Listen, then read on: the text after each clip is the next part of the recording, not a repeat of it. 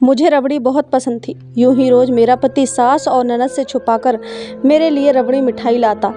जब मैं दिन भर घर के सारे काम करके थक जाती तो रात को मेरा पति मुझे वो रबड़ी खिलाता और कहते, ये रबड़ी बहुत महंगी है, सिर्फ तुम्हारे लिए लाता हूँ। मैं अपने लिए पति का प्यार देखकर शर्मा जाती, मगर वो रबड़ी जब भी मैं रात को खाती तो मुझे गहरी नींद आ जाती और सुबह उठती तो अजीब सी हालत होती। यूं ही एक रात रबड़ी खाने का नाटक किया और नाटक करके जैसे ही लेटी तो एक दिन मैं काम करती हुई अचानक बेहोश हो गई। जब मुझे होश आया तो मुझे अजीब सी बेचैनी होने लगी, पर इसके साथ ही मेरे पति का रवैया मेरे साथ एकदम से बदल गया। एक दिन मैंने अपने पति को बताया कि मुझे रबड़ी बहुत पसंद है, पर आपके घर में तो रबड़ी बनती ही नहीं। मैंने ये बात ही कही थी कि अगले दिन ही जब रात के वक्त मैं थकी हारी कमरे में आई तो मेरे पति ने मेरे सामने एक डब्बा रखा। मेरे पूछने पर उन्होंने बताया, तुम्हारे लिए रबड़ी लाया हूँ। अपने पति की बात सुनकर मैं हैरान हो गई। आज से पहले तो कभी मेरे लिए कुछ भी नहीं लाए थे, ये अचानक से रबड़ी कैसे ले आए। मैं हैरान परेशान थी कि वो अचानक इतना कैसे बदल गए, वो भी अपनी माँ और बहन से छुपाकर, जिनकी मर्जी के बिना इस घर का पत्ता भी ना हिलता था, और मेरे पति उनकी मर्जी के बिना सांस भी ना लेते, वो कैसे मेरे लिए उनसे छुपकर रबड़ी ले आए। मुझे कुछ बात हजम नहीं हुई, पर मिठाई खाने के फ़ौरन बाद मुझे नींद आने लगी और मुझे एहसास ही ना हुआ कि कब मैं गहरी नींद की वादियों में चली गई। सुबह जब मेरी आँख खुली तो मेरा सर चकराने लगा, मेरी अजीब सी हालत हो गई। मुझे यूँ लगा जैसे मैं अभी गिर जाऊँगी, पर मैं उठी और थोड़ा फ्रेश हुई। जैसे ही किचन में आई, सास ने मुझे घूर कर देखा, जैसे ना जाने मैं क्या करके आई हूँ, इतनी देर से क्यों उठकर आई हो। मेरी सास ने आज पहली बार मुझसे ऐसा सवाल किया कि मैं देर से क्यों उठी। मुझे लगा उन्हें मिठाई वाली बात पता चल गई है, पर जैसे ही वो मुझे बातें सुनाने लग गईं, मुझे कुछ और ही महसूस हुआ। मैंने अपने पति अमर के बारे में पूछा कि वो चले गए हैं, तो और क्या, तुम्हारा इंतज़ार में बैठा रहता। मैं अपनी सास की बातें सुनकर अपना नाश्ता बनाने लग गई थी। मेरी सास मुझे अजीब सी नज़रों से देख रही थी, जैसे मुझमें उन्हें आज कुछ और ही नज़र आ रहा हो। एक बार तो वो मेरी हालत देखकर मुस्कुराने लगी। मुझे अभी भी अपनी तबीयत पहले से हटके लग रही थी। अब तो मुझे यकीन हो गया था कि अमर मुझसे नाराज़ हो गए होंगे। मेरा सारा दिन परेशानी में गुजर गया। रात को जब मैंने किचन के सारे काम ख़त्म कर लिए तो मेरी सास ने मुझे अपने कमरे में बुलाया और मुझसे अजीब अजीब सवाल करने लगी। मैंने पढ़ाई कहाँ से की है, किधर किधर जाती थी, मुझे खाने में क्या अच्छा लगता है। पहली बार वो मुझसे अजीब सवाल कर रही थी। मुझे दाल में कुछ काला लगा। वो बिना वजह तो ये सब नहीं पूछ सकती। उनकी बातों का जवाब देकर जब मैं कमरे में आई तो अमर ने कल की तरह मुझे रबड़ी दी। मैं खुश हो गई। वो मुझसे नाराज़ नहीं है। मैं मज़े से रबड़ी खाने लगी और वो मुझे अजीब सी नज़रों से देख रहे थे। मैं सोचने लगी कि ये अमर ऐसे क्यों मुझे देख रहे हैं। मैंने पूछा, क्या हुआ, आप मुझे ऐसे क्यों देख रहे हैं। मुझे उनकी नज़रों से चुभन हुई। पहले उन्होंने कभी भी मुझे ऐसा नहीं देखा था जैसे वो मुझे आज देख रहे थे। कुछ नहीं हुआ। एक बात कहूँ, तुम हमेशा मेरे साथ ही रहना। मुझे हैरानी हुई। वो अजीब अजीब बातें करने लगे और मुझे उनकी बातों पर गुस्सा भी आता और अजीब भी लगता। वो बदलने लगे थे और अमर का ये बदलाव मुझे डराने लगा था। न जाने वो मुझसे क्या चाहते थे। मेरी नींद से आंखें बंद होने लगी। अपनी बंद होती आंखों से मैंने ये देखा कि वो मुझे देखकर मुस्कुरा रहे थे। उनकी मुस्कुराहट में ना जाने क्या था। मैंने कोशिश की कि मैं अपनी आंखें खोलूं, पर मैं सो गई गहरी नींद। अगले दिन मेरी दोपहर को आंख खुली। मेरी तबीयत बहुत अजीब हो गई थी। मैंने उठने की कोशिश की, लेकिन मैं ना उठ सकी। मुझे घबराहट होने लगी, मेरे हाथ कांप रहे थे। मैंने अपनी नंद को काफ़ी बार आवाज़ दी, पर उस तक शायद मेरी आवाज़ ही ना गई। खुद को संभालती हुई जैसे ही मैं नीचे आई, सामने ही मेरी ननद और सास बैठी हुई थी और उन तक आसानी से मेरी आवाज़ आ सकती थी। ना जाने वो मेरे बारे में क्या बातें कर रही थी। मुझे देखते ही खामोश हो गई। क्या हुआ है, आप क्या बातें कर रही थी। मेरे पूछने पर दोनों ने एक दूसरे की तरफ देखा। मेरी सास का रंग फीका हो गया। उन्हें लगा जैसे मैंने उनकी बातें सुन ली हों। मुझे यकीन हो गया कि बात मेरे बारे में ही हो रही थी। आखिर ये मेरे बारे में क्या बात कर रहे थे। माँ बेटी मुझे दोनों पर शक होने लगा। मेरी तबीयत भी खराब रहने लगी थी। मैं वहाँ से किचन में गई। मेरी सास और ननद वहाँ से उठकर कमरे में चली गई। मुझे अपने पति पर भी उस वक्त गुस्सा आने लगा। वो मुझसे क्या चाहते थे? मैंने सारा दिन कोई काम न किया, बस अपने कमरे में पड़ी रही। मैं नहीं जानती थी कि मुझे क्या हो रहा है, दिन ब दिन बदलती क्यों जा रही हूँ। पर मुझे शक होने लगा कि जो कुछ भी हो रहा है, इन सब के पीछे मेरी ननद और सास का ही हाथ है। आखिर वो चाहती क्या है? रोज़ाना का ड्रामा बन गया था। मेरे पति मेरे लिए इतनी महंगी रबड़ी लाते, मुझे उसकी अजीब सी आदत हो गई। सारा दिन मुझे रात का इंतज़ार रहता। जब मैं वो खाती मुझे सुकून सा मिलता, पर सुबह के वक्त ही मेरी आँख खुलती। जब से मैंने रबड़ी खानी शुरू की थी, मेरी कभी रात के वक्त भूलकर भी आँख नहीं खुलती थी और सुबह मेरे पूरे बदन में दर्द रहता। अब मुझे ये बात परेशान करने लगी थी। मैं रात को आंगन में बैठी हुई थी। अमर आज आते ही अपनी माँ के कमरे में चले गए, मुझे देखा भी नहीं। शायद अमर को यही लगा कि मैं अपने कमरे में हूँ, और जब वो अपनी माँ के कमरे में गए तो थोड़ी देर बाद ही मेरी ननद भी उधर पहुँच गई और न जाने कौन सी मीटिंग शुरू हो गई। थोड़ी देर बाद मुझे अपने पति के चिल्लाने की आवाज़ आई।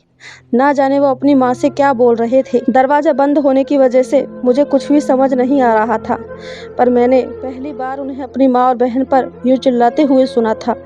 मैं उठकर अपने कमरे में चली गई। थोड़ी देर बाद अमर भी कमरे में आए।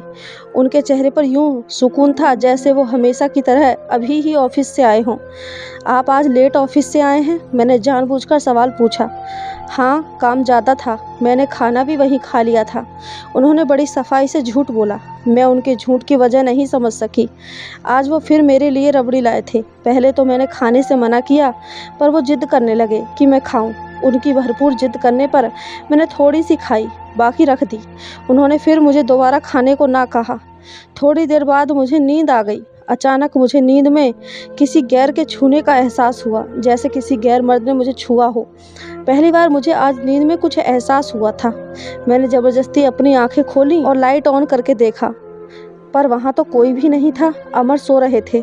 मैं लाइट बंद करने लगी, पर मुझे यूँ महसूस हुआ जैसे अमर सो नहीं रहे, बल्कि ज़बरदस्ती आंखें बंद करके लेटे हुए हैं। मैंने उन्हें आवाज़ दी, पर वो टस से मस नहीं हुए और मैं अपनी गलतफहमी समझकर लाइट बंद करके लेट गई और तुरंत ही सो गई। मुझे नींद में यूँ महसूस हुआ जैसे कोई मेरे पास ही बातों में लगा हुआ है, लेकिन मुझ में आंखें खोलने की हिम्मत नहीं हुई। ना ही मुझे बातों की समझ आई, पर इतना ज़रूर सुनाई दे रहा था कि कोई बोल रहा है और बातें हो रही हैं। सुबह मेरी जल्द ही आँख खुल गई। अमर फ़ोन पर किसी से बातें कर रहे थे। मुझे जागता देखकर फ़ौरन उन्होंने कॉल कट कर दी। मैंने उनसे रात के बारे में पूछा। रात को आप किसी से बातों में लगे हुए थे? हमारे कमरे में कोई और भी था क्या?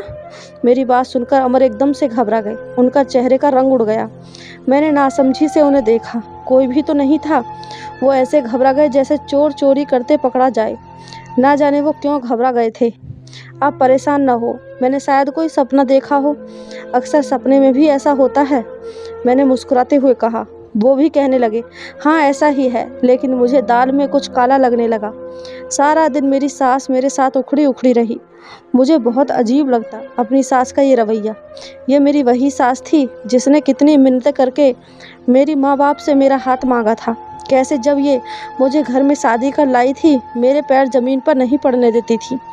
जब भी मेरा कहीं से रिश्ता आता, मेरे माँ बाप इनकार कर देते, या ना जाने मेरी माँ बाप ऐसा क्या कहते कि रिश्ते वाले खुद ही इनकार करके चले जाते। मुझे कभी इस बात की समझ न आई। फिर एक दिन मेरी सास अपने इकलौते बेटे के लिए मेरा हाथ मांगने गई। वो पहली औरत थी जिन्होंने इतनी विनती करके मेरा रिश्ता मांगा था। माँ बाप ने भी दे दिया। फिर न जाने क्या हुआ, मेरी सास ने रिश्ते से इनकार कर दिया और मेरी माँ बाप बजाय उदास या परेशान होने के इनकार होने पर खुश हो गए। मुझे कभी ये बात समझ में न आई कि मेरे माँ बाप रिश्ते से इनकार क्यों करते हैं। वो क्यों मेरी शादी नहीं होने देते। कुछ दिन बाद मेरी सास फिर से आ गई और कहने लगी, मुझे आपकी बेटी को बहू के रूप में बनाना है। वो कहती थी, हम सब कुछ कर लेंगे, आप फिक्र ना करें, आपकी बेटी का घर बर्बाद नहीं होगा। मुझे आज तक अपनी सास की वो बातें याद हैं, पर मैं ये नहीं जान सकी कि उन्होंने ये बातें क्यों की थीं। लेकिन शादी के शुरू के दिनों में मेरी सास बहुत अच्छी थी। अब अचानक इतना बदल कैसे गई थी, मुझे बिल्कुल भी समझ नहीं आ रहा था। मेरी ज़िंदगी में हो क्या रहा है। पर मैं अपने पति पर शक नहीं करना चाहती थी। वो तो मुझसे इतना प्यार करते हैं, कभी कभी उनके प्यार के सामने मैं शर्मिंदा हो जाती हूँ। वो मेरा इतना ख्याल रखते हैं, मेरे लिए अपनी माँ से भी झगड़ लेते हैं और मैं उन्हीं पर शक करती हूँ। मैं आंगन में ही दोपहर के वक्त बैठी हुई थी, अचानक से मेरी सास मेरे पास आई और गुस्से से बोली, बहुत तेज हो गई हो, मेरे बेटे को उंगलियों पर नचाना चाहती हो, ये नए नए ड्रामे करके क्या साबित करना चाहती हो? जानती हूँ ये जो तुम मेरे बेटे के जलील कर रही हो, उसे परेशान कर रही हो, ये तुम्हारे सारे ड्रामे हैं। न जाने मेरी सास क्या बोल रही थी। अभी वो मुझे कुछ बताने ही वाली थी कि उसी समय अमर आ गए और उन्होंने अपनी माँ को रोक दिया, जैसे अगर वो ना रोकते तो वो कोई बहुत बड़ा राज बता देती। खैर, मैं उठकर अपने कमरे में चली गई। मेरे पीछे पीछे अमर भी आ गए। मैं बिल्कुल चुप थी, मैं कुछ जानती ही नहीं थी, इसी वजह से कुछ बोल भी ना सकी, क्योंकि मेरे पास कहने को कुछ नहीं था और मुझे अपनी सास की कोई बात समझ नहीं आई। वो किस ड्रामे की बात कर रही थी, मैं कौन सा ड्रामा कर रही हूँ। अक्सर अब मेरी सास जाकर मेरी कमरे की तलाशी लेती, कभी मेरे कमरे से कोई चीज़ उठाकर लाती तो कभी कोई। मैंने भी कभी उनसे कोई सवाल नहीं किया। मैंने अमर से उनकी जल्दी आने की वजह पूछी, पर उन्होंने कोई जवाब नहीं दिया और बाहर चले गए। रात के वक्त आए, मैं उनके इंतज़ार में सो चुकी थी। उन्होंने ही आकर मुझे उठाया और मुस्कुराते हुए कहा, थोड़ा सा इंतज़ार कर लेती, मुझे आना तो घर ही था। और लगता है अब रबड़ी पसंद नहीं रही तुम्हें? पहले तो बड़े जोश से खाती थी रबड़ी। मैंने उनकी बात सुनी और मुस्कुराने लगी। मैं तो अब भी खाती हूँ, ये कहकर आज भी मैं जी भरकर खाने लगी। पर जैसे जैसे मैं वो खा रही थी, मेरा सर चकरा रहा था। अचानक मैंने देखा कि कमरे में कोई लड़का आया हुआ है, पर उस वक्त मुझ में इतनी हिम्मत ही नहीं थी कि मैं आंखें खोलूं।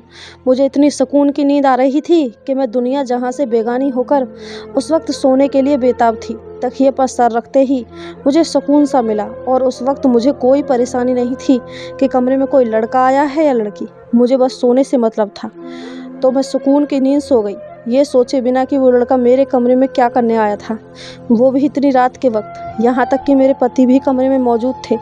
सुबह उठकर मैं यही सोचने लगी कि आखिर वो लड़का कौन था और क्यों मेरे कमरे में आया था। सारा दिन मेरा उसी परेशानी में गुजर गया। मैंने फैसला कर लिया था कि अब मैं रबड़ी नहीं खाऊंगी। सब कुछ इसी की वजह से हो रहा था। जब से मैंने वो खानी शुरू की थी, सारे ही बदल गए थे। मेरी सास और ननद का मेरे साथ बुरा रवैया हो गया और मेरे पति का मेरे साथ अच्छा हो गया।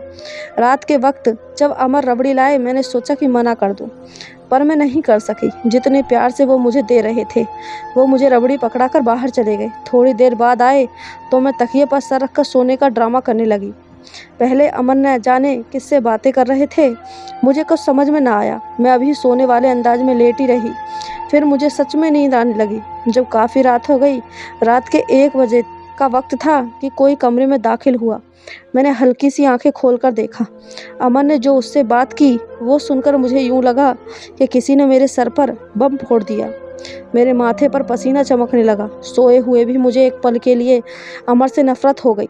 वो शख्स कौन सी दवाइयों की बात कर रहा था, मुझे कुछ समझ न आया। अचानक वो दूसरा शख्स मेरे पास आया, लेकिन मेरे पति ने कहा, आज रहने दो, कल लाना।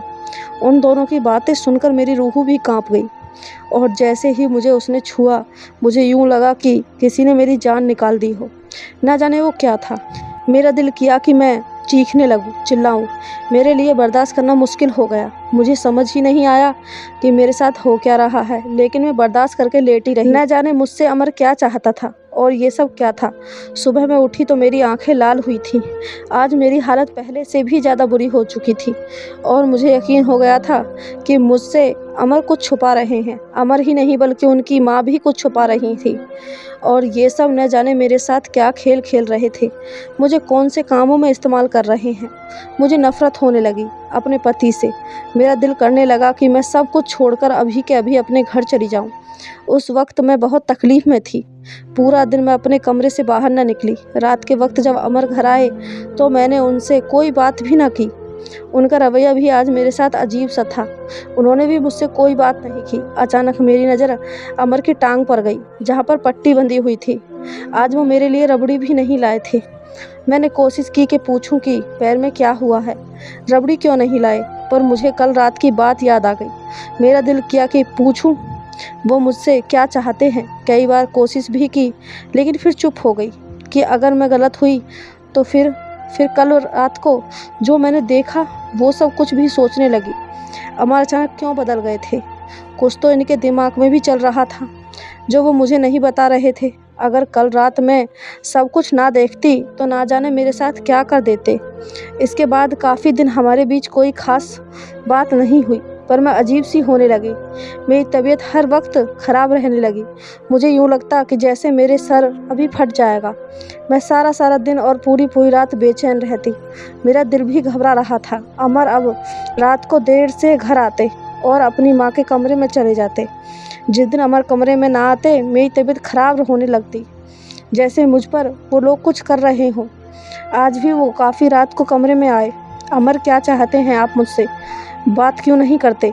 मैं आपसे बात करूं तो जवाब नहीं देते। कभी हाल पूछा है मेरा कि सारा दिन तबीयत कितनी ख़राब रहती है? मैंने आज गुस्से में तंग आकर कह ही दिया था और वो मुझे अजीब सी नज़रों से घूरने लगी। मैं उन्हें देखती रही। वो मुझे बिना कोई जवाब दिए वहाँ से चले गए। अगले दिन मैं अपनी ननद के साथ शॉपिंग करने गई। उसने कहा कि डिनर करके ही जाते हैं।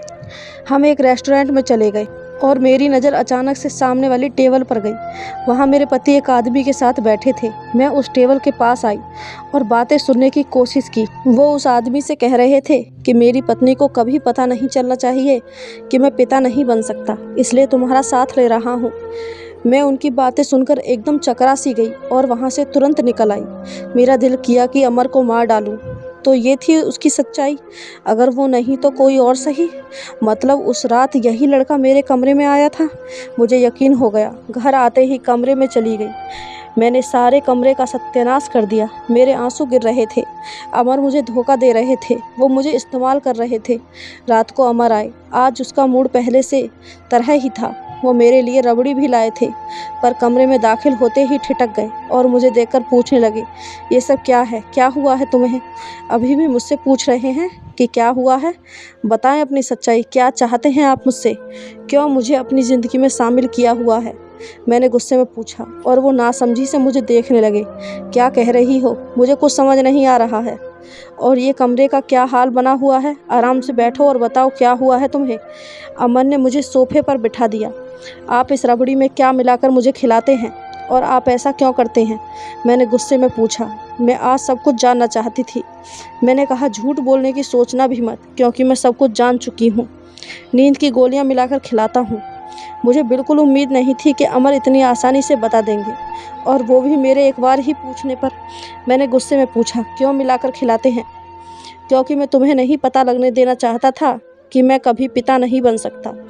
इसलिए मैं रबड़ी में नींद की गोलियां मिलाकर तुम्हें खिलाता और अपने दोस्त को तुम्हारे साथ सुला देता, ताकि तुम माँ बन जाओ और तुम्हें मेरी सच्चाई कभी पता न चले। इस वक्त मुझे बहुत तकलीफ़ हो रही थी। अमर, मुझे आपके साथ नहीं रहना, मुझे तलाक चाहिए, मैंने गुस्से में कहा। वो भी एकदम से ही गुस्से में आ गए थे। मेरी सच्चाई तो तुम जान चुकी, अपने बारे में भी सुन लो। तुमसे भी कोई शादी नहीं करना चाहता था, क्योंकि तुम्हें नींद में चलने की बीमारी है, और जिसे भी ये पता चलता वो शादी से इनकार कर देता। मेरी माँ भी इसलिए ही मना कराई थी, लेकिन जब मुझे पता चला कि तुम्हें नींद में चलने की बीमारी है, तो मैंने सोचा कि ये सही रहेगा कि तुम्हें नींद की दवा देकर मेरा काम आसान हो जाएगा। मेरे पति की बातें सुनकर मेरा दिल रो रहा था। कोई किसी की छोटी सी बीमारी का इतना बड़ा फ़ायदा कैसे उठा सकता है?